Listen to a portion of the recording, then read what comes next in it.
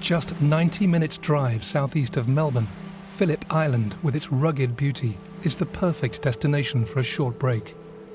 But in August 2009, that tranquility was shattered when human remains began to wash up onto the shore. Police are hoping missing person reports could shed some light on a gruesome find at Phillip Island. The grisly discovery would stun a family. There was a black and white photo of a tattoo and something about a leg being found, and I looked at it and I thought, what's that? They say they're confident they're closing in on Raechel's killer, and quickly. He asked her whether she'd like to come in and see a dissection. The dark past of a killer would shine a light on the nation's justice system. This guy was a master manipulator. He had people wrapped around his little fingers, and the system allowed him out to do this. There is no such thing as closure for me, and there never will be. There never has been any sense of closure at all. Revelations in court would uncover one of Australia's most evil killers. God knows what he really did, or even definitely where he did it, because no DNA was recovered from the bathroom where she was supposed to have been cut up. The murder of Raechel Betts was a crime that shook Australia.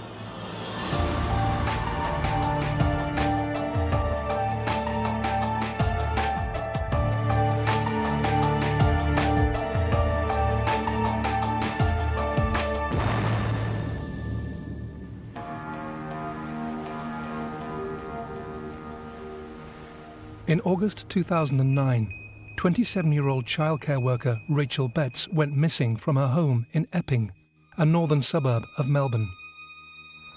What happened to her would leave a family devastated and shine a light on the nation's criminal justice system.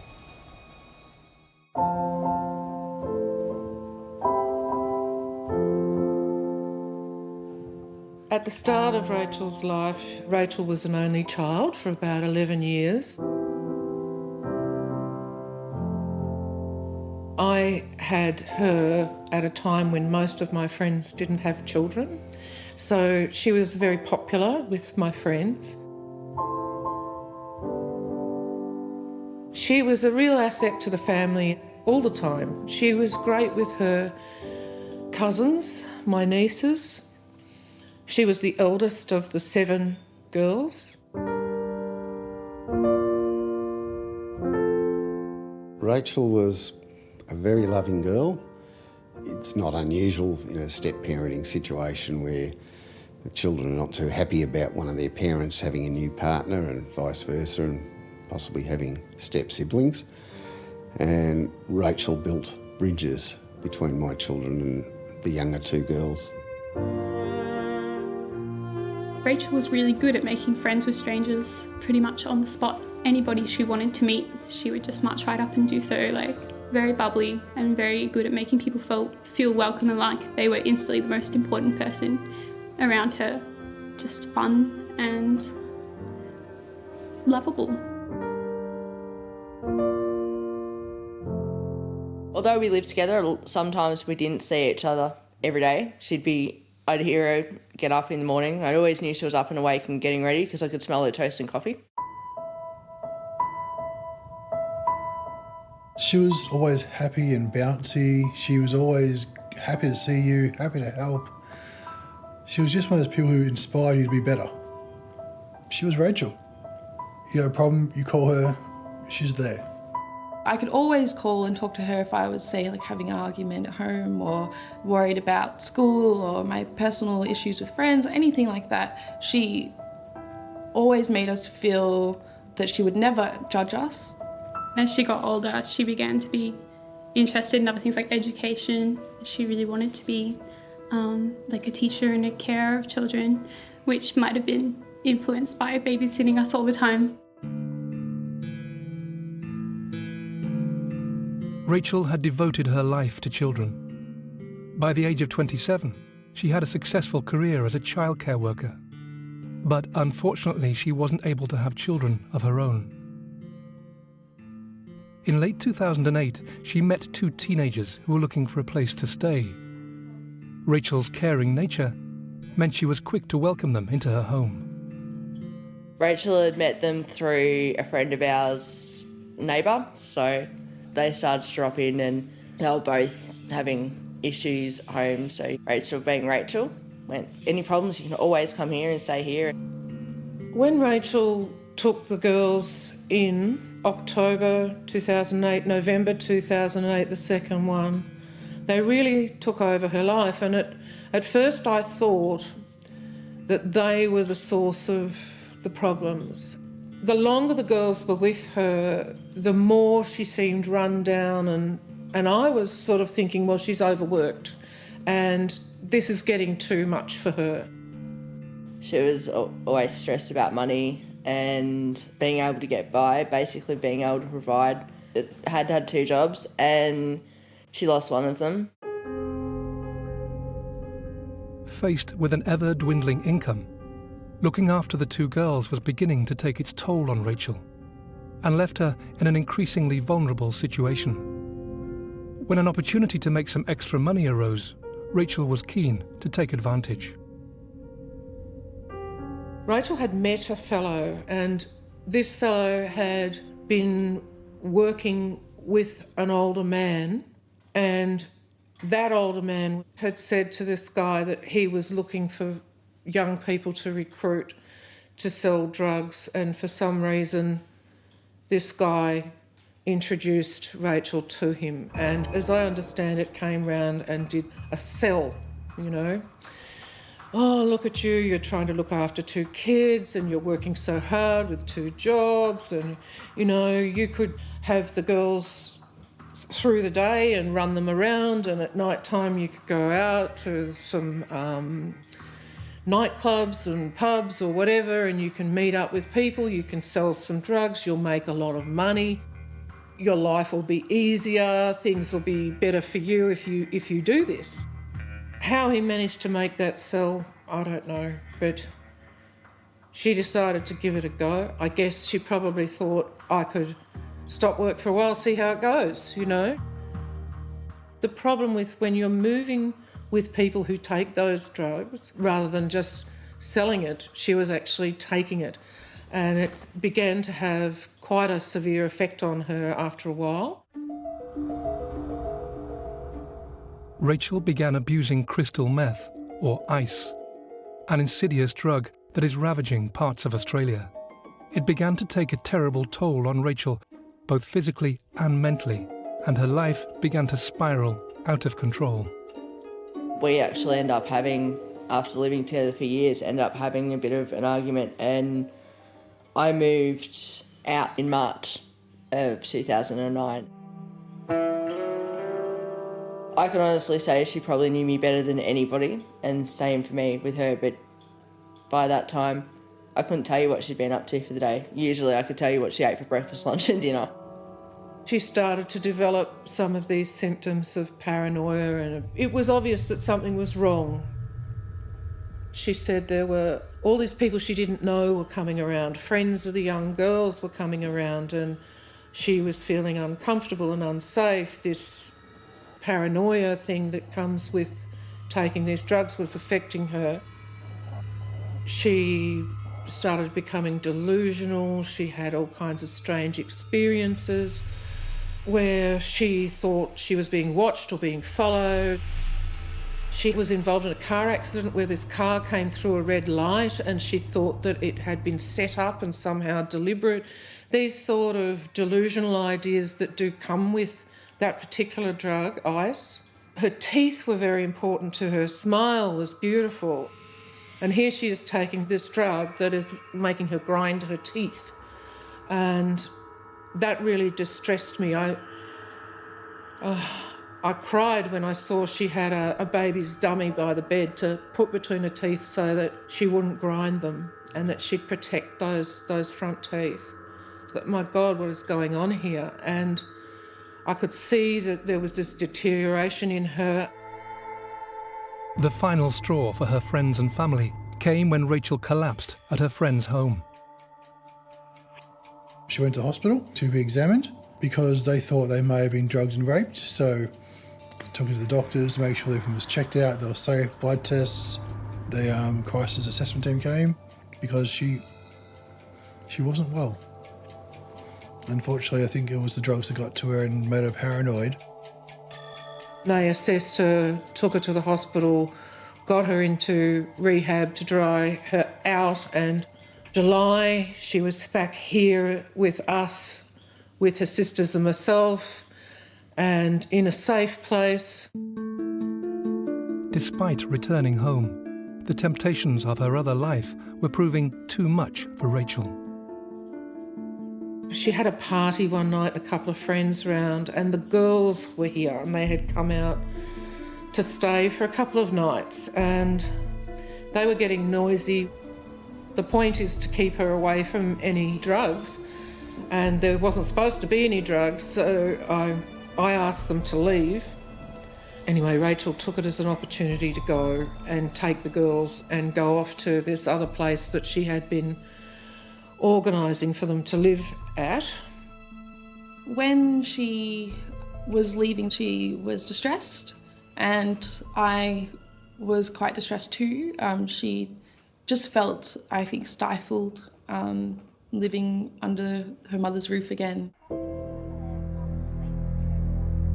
I remember saying to her that you're being looked after here, that it had been a positive thing that she was here, but I think she felt guilty. And the last words she ever said to me in person were, "If I leave tonight, will you still love me tomorrow?"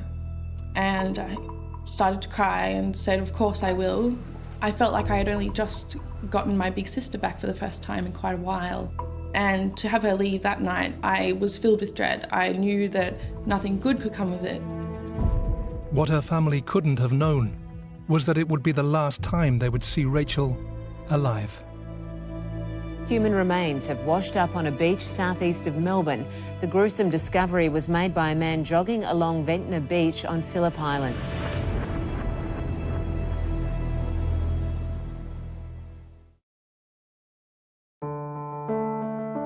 In August 2009, the friends and family of Raechel Betts were becoming increasingly worried for her welfare.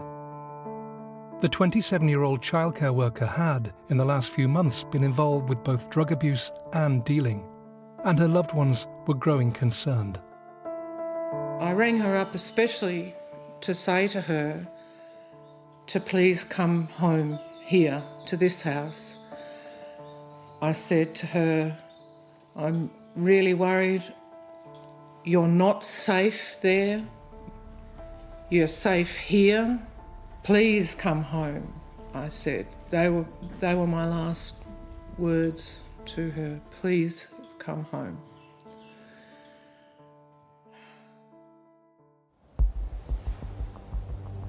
On the 18th of August, a new story broke about a grisly discovery at a popular tourist destination. Police are hoping missing person reports could shed some light on a gruesome find at Phillip Island, a woman's tattooed left leg. The tattoo features red and violet flowers on a twisting vine. The revelation about the tattooed leg set off alarm bells for Sandra. Holding on to the slender hope that her daughter was alive and well, she began frantically calling Raechel's friends. I phoned Epping and asked the girls, "Where's Raechel? And have you heard from her? Have you spoken to her?" And the youngest one lied to me and said, "Oh, yes, I heard from her about lunchtime, and this isn't right." And so I said, "Put the other girl on the phone," and she said, "Oh no, I haven't seen her for days, and we've been calling and she's not answering." And this was just totally out of character. If Raechel was doing something, those girls would know exactly where she was going, exactly when she'd be back, how to contact her while she was away.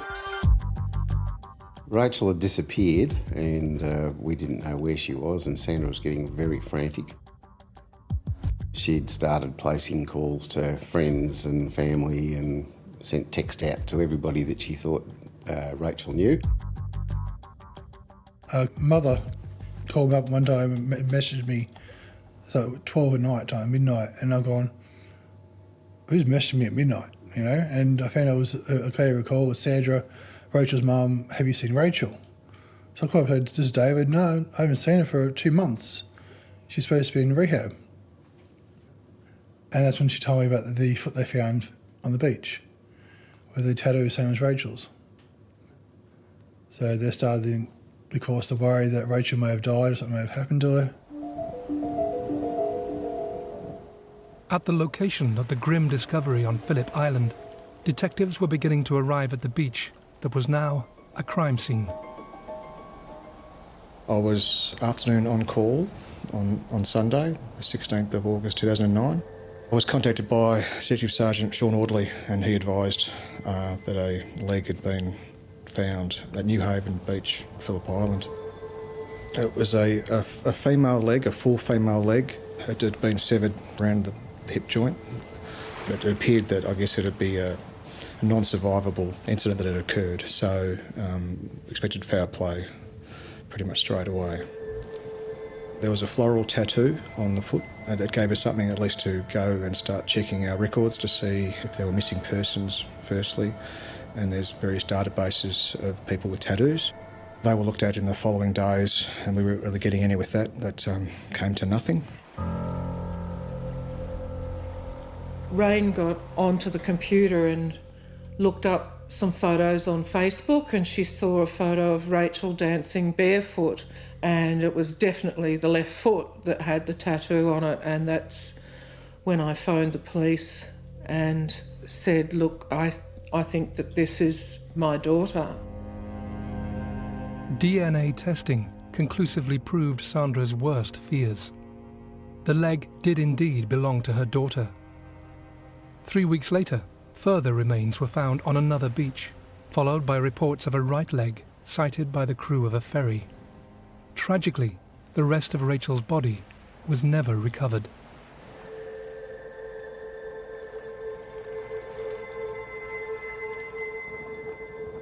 Now they had identified the victim, police began to investigate Raechel's background for clues as to what had led to her tragic death.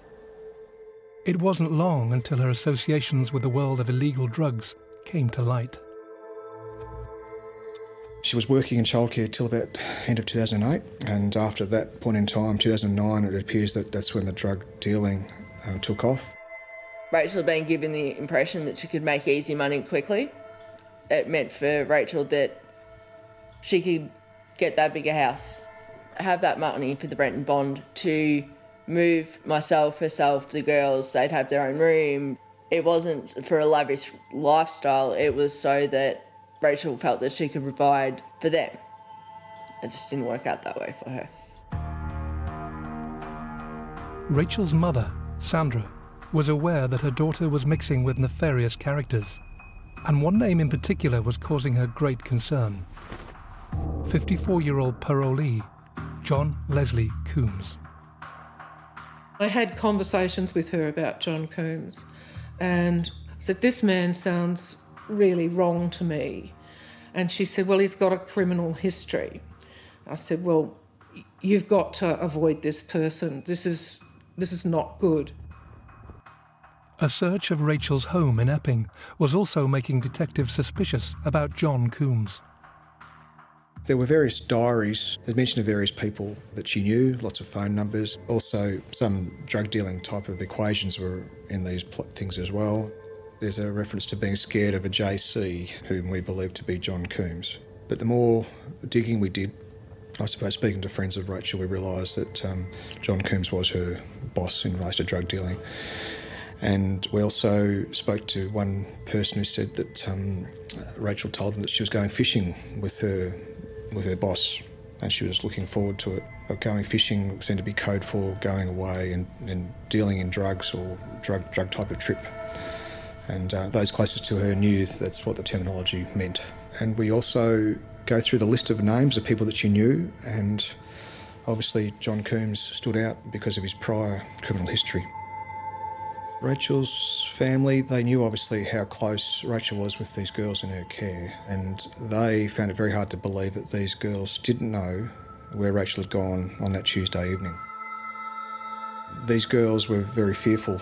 They were told by Raechel that she was gone and she'd be on a fishing trip for 48 hours at the latest sort of thing. So after that period of time, they became increasingly concerned.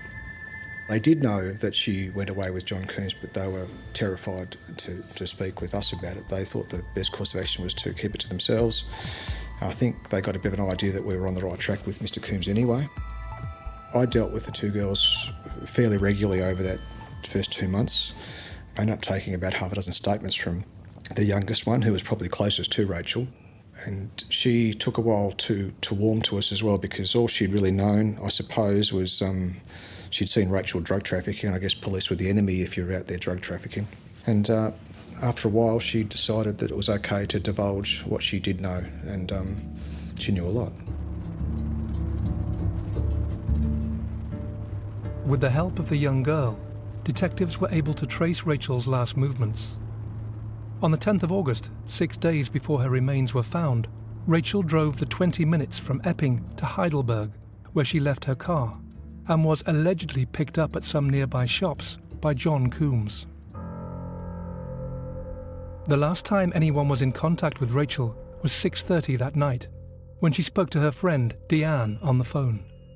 The call betrayed none of the imminent danger Raechel was in.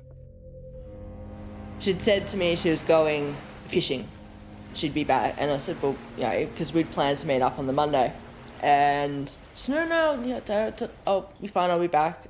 And I said, seemed happy and to be doing whatever it may be she was doing. It sounded to me like she was jumping in a car. She didn't seem scared. To my understanding, when Raechel was talking, she was happy about wherever she was going. So at no point did she sound threatened or anything like that. I don't believe Raechel thought that she wasn't coming back. When questioned by police, Coombs provided a seemingly solid alibi to explain his movements at the time of Raechel's disappearance. His associates corroborated his story. However, using mobile phone tracking and other techniques, detectives were quick to cast doubt on his version of events. As their suspicions grew, and in order to establish the facts, the decision was made to arrest John Coombs. Also arrested were his associates, Coombs' 54-year-old partner Maureen Renwick, another acquaintance Nicole Godfrey, and friend Ryan Buscema. We believe we had sufficient evidence to arrest him and to charge him with the murder of Raechel Betts, but also the other people that we arrested at the time too, as in Maureen Renwick, Ryan Buscema and Nicole Godfrey. So it was a coordinated arrest of all of those people to get their version of events at the same time. So once we arrested him, we placed him in the vehicle, and Lee Smith said to him the hardest part, saying it. And he said, yeah, I know. She pushed my buttons, and he said, I killed her. She made me fucking angry. She taunted me. That's what he said. Police now had Raechel's alleged killer in custody. They now had to determine exactly what had happened to her.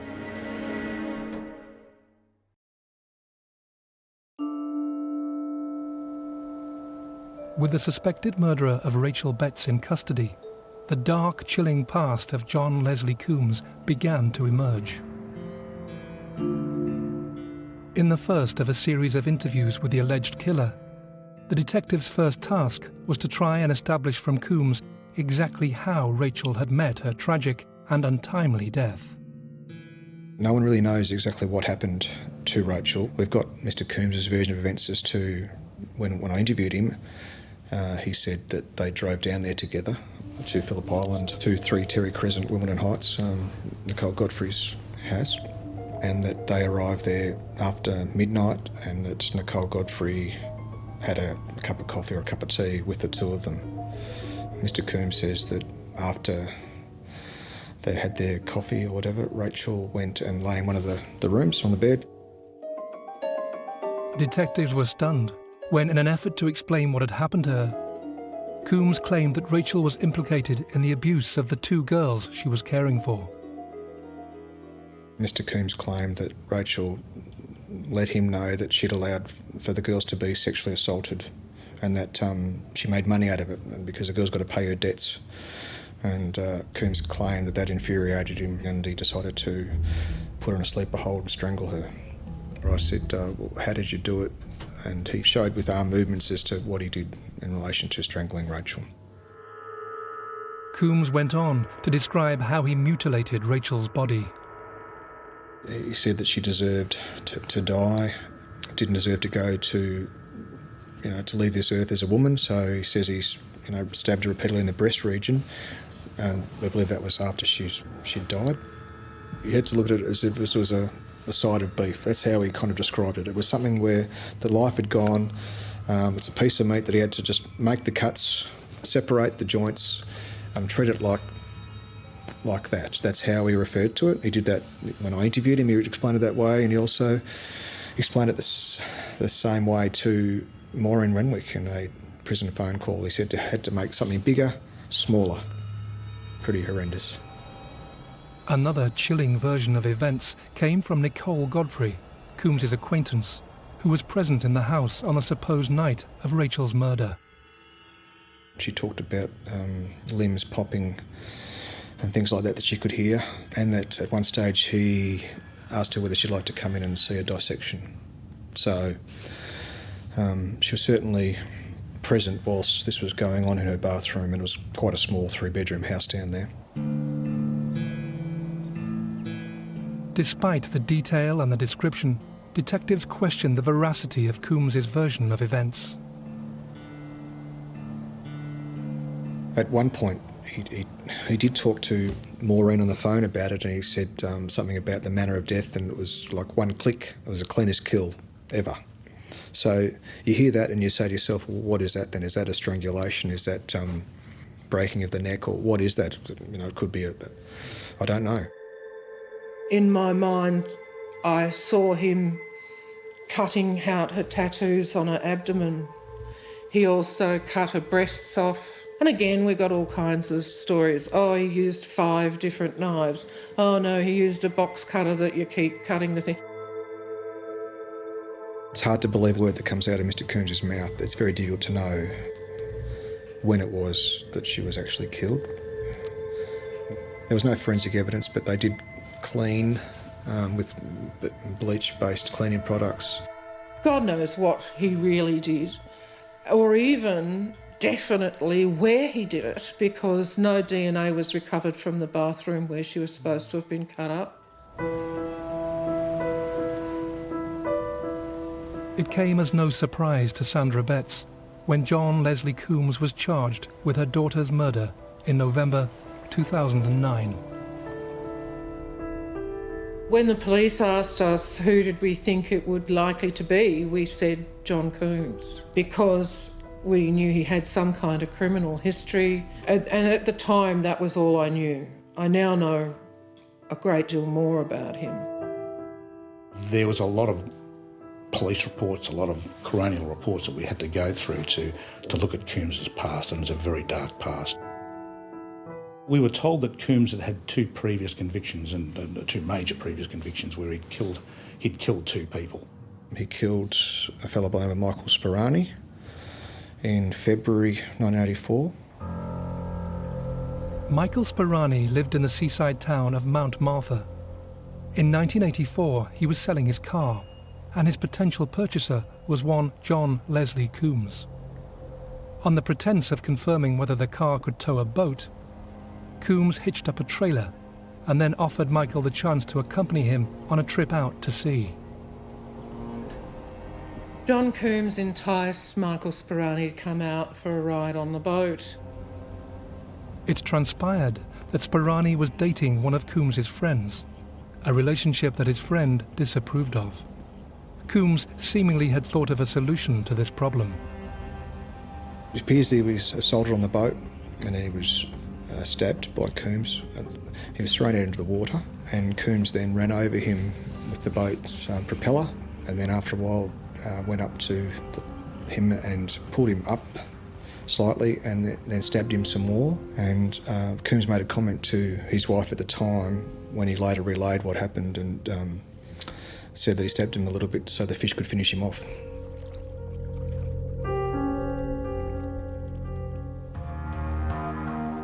"44-year-old Henry Desmond Kells was asleep in his Edith Vale home when he was attacked in the early hours of the 17th of November 1984. Another good friend of his by the name of Opie, it appears that Kells was socialising with Opie's landlady, and this upset Opie, and Opie complained to Coombs about it, and Coombs thought he'd go and fix that problem as well. Broke into the bungalow knowing he would be asleep and drunk, and attacked him in a really vicious way. He pinned him down. There were bruises on Kells' feet and knees. There's evidence that he's punching and that sort of thing, and then Coombs went to the kitchen, got a knife and stabbed him and killed him, and also mutilated his genitalia. We believe it's probably to try and give the impression that there'd been some sort of sexual transgression and maybe revenge had taken place, something like that, which seems to be another theme with Mr. Coombs as well. He seems to blame sexual misbehaviour, or he alleges sexual misbehaviour on behalf of victims, and he did that on that occasion with Sperani, and I believe he was probably trying to give the same impression in relation to what happened with Desmond Kells as well. In 1985, Coombs was convicted and sentenced to life imprisonment for the murder of Henry Desmond Kells. He was granted an 11-year minimum term on appeal. At his parole hearing, the board was told that Coombs did not pose a substantial threat to the community. What they weren't aware of, though, was that he had murdered Michael Sperani 8 months before killing Kells and had got away with it. Satisfied he was safe to release, Coombs left prison in October 1996. Within 3 months of being paroled, Coombs was arrested again and convicted of Sperani's murder. Despite being now responsible for the deaths of 2 men, but supposedly rehabilitated, he was handed a minimum term of just 10 years. By 2007, Coombs was released on parole back into the community, where he started a relationship with Maureen Renwick and began dealing drugs. Just 2 years after his release, while still on parole, Raechel would be dead. And he did try and present as the jovial, grandfatherly type figure. He was quite cunning and devious the way he operated. To look at him, you wouldn't think he was dangerous to that extent. I'd met him twice. My first reaction to him was, well, why are you hanging out with someone that's that age? This guy is a master manipulator. He had people wrapped around his little fingers, and he cultivated a facade. There was this nice, jolly, plump guy who would never harm a fly. While Raechel's loved ones tried to comprehend Coombs's dangerous past and began to ask questions of a justice system that let a killer out onto the streets not once, but twice, detectives were preparing to go to trial.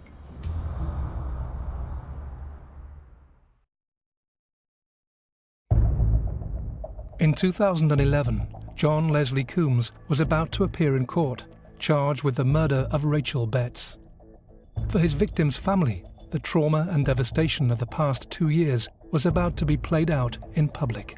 John Leslie Coombs will face the Melbourne Magistrates Court for allegedly strangling the 27-year-old and throwing her off a pier on Phillip Island.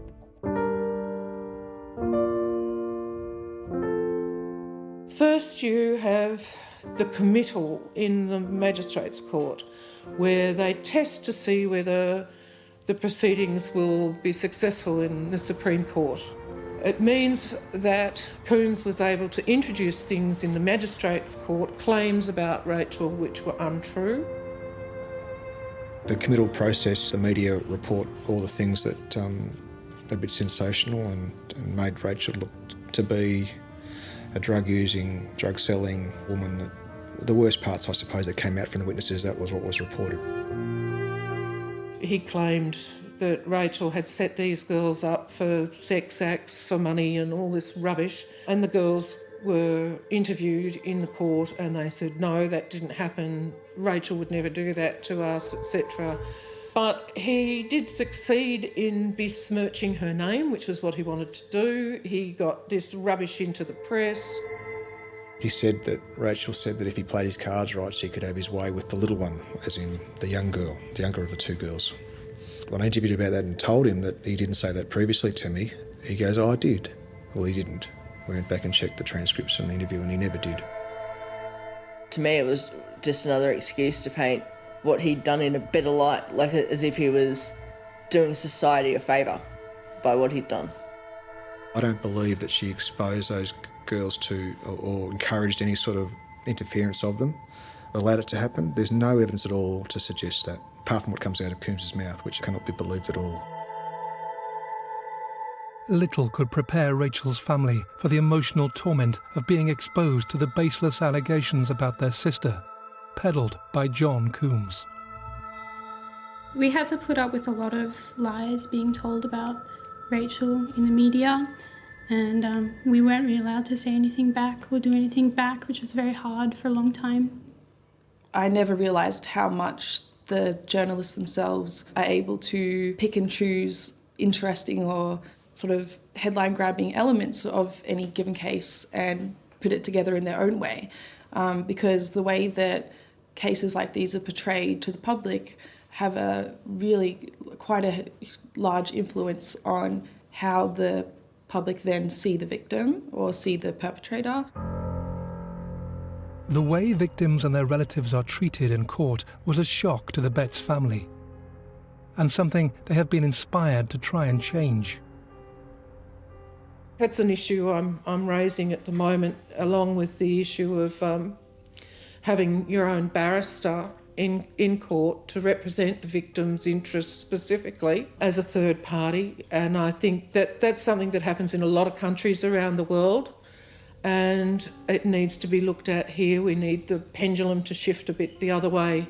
At the moment, the victim doesn't have equal rights to the accused, and the right to counsel, I think, is a very important one.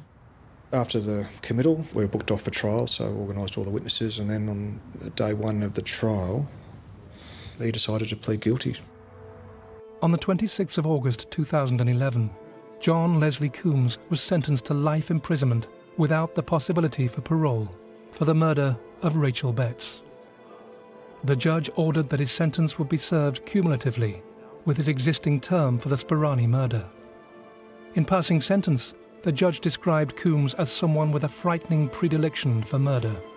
I think the thing that stuck out the most was on the day of sentencing, when he was in court and they read out the sentence and he was being led from the dock out the side door, and he gave the finger up, known as the bird, to the courtroom on the way out, as if to say, well, I don't really care. He stuck his finger up at him. Like, screw you, I killed your daughter and I'm still alive.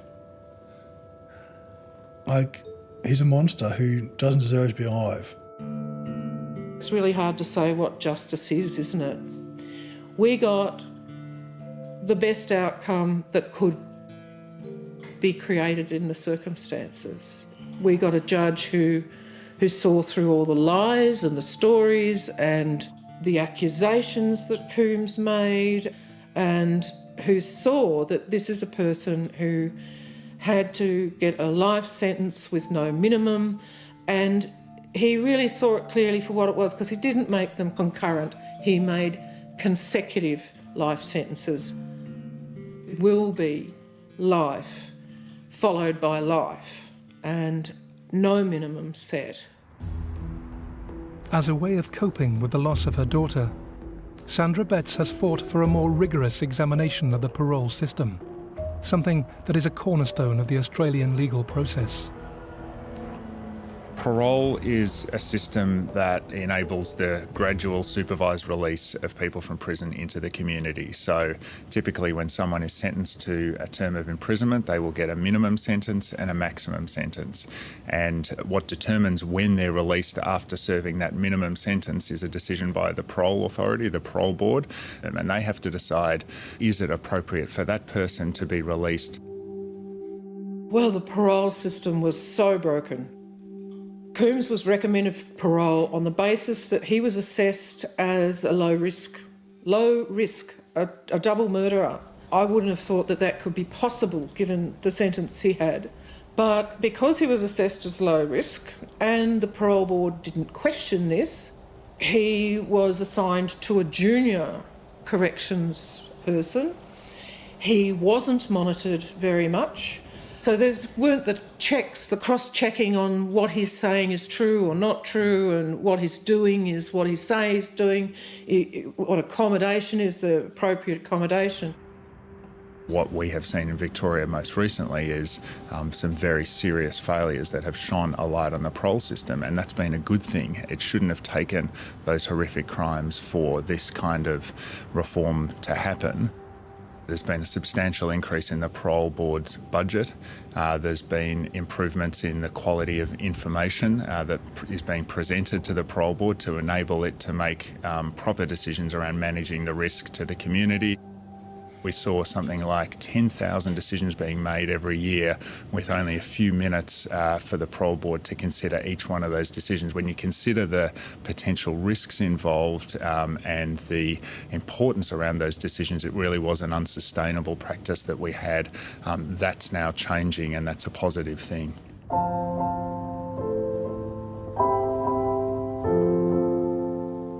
The death of Raechel Betts and other high-profile murders has made the Australian justice system question itself and its processes. But despite the improvements that have and continue to be made, it is little comfort for Raechel's friends and family, who still have to live their lives without her.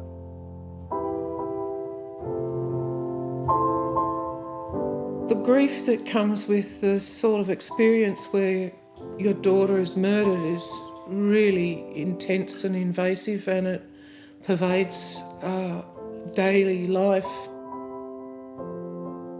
Most mornings I will wake up with some thoughts of Raechel, and it's 6 years down the track.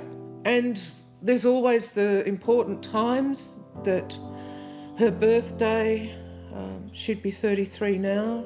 It's awful. And I know it's not just me that's affected, my children have been very affected. I miss my confidant. I miss the support, the unconditional support. I was looking forward to her teaching me how to drive and being there when I graduated high school.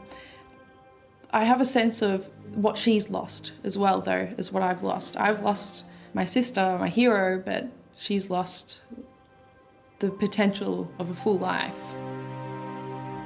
It makes me really both angry and sad that she didn't get to see me become an adult myself, and then to be able to have that relationship with her on a different level, and like every new step I take in life, she doesn't get to know about that or to see that. And you see me become someone that we probably could have been even closer now than we were before. And I'm also kind of irrationally scared of overtaking her age. To become older than my older sister is really strange but scary to me. I dread time moving forward. I remember dates and numbers, anniversaries, and I feel more hopeless and frustrated that every year goes by is another year further away from what happened.